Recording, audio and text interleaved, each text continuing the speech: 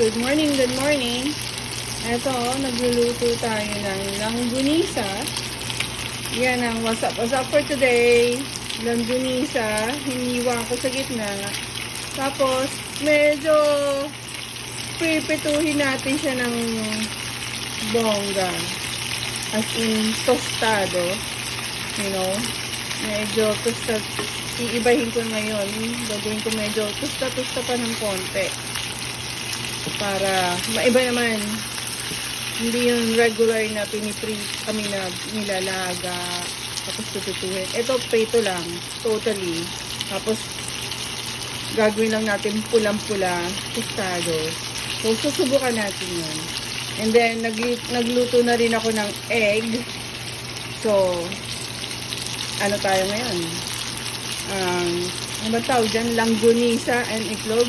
Long silog. Something like that. Yeah. Long silog tayo ngayon. So, that's what's up for today. See you later. So guys, ito na yung aking niluto. Langgunisa and egg. And then, magpiprito ko ng tortang talong. So, let's see.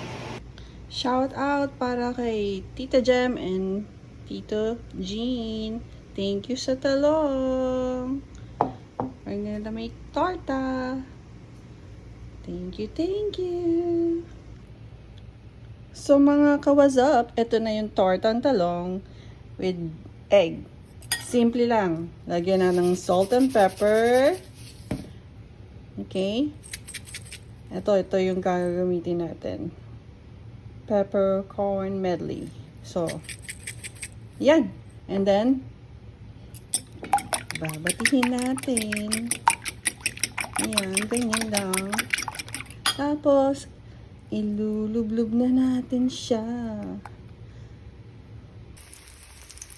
Yan, pagka dip nyo na sa egg, lagay na natin dyan. Pipituhin na natin siya.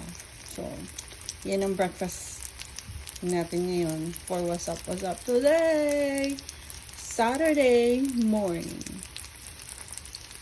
Okay, see you later. Good morning.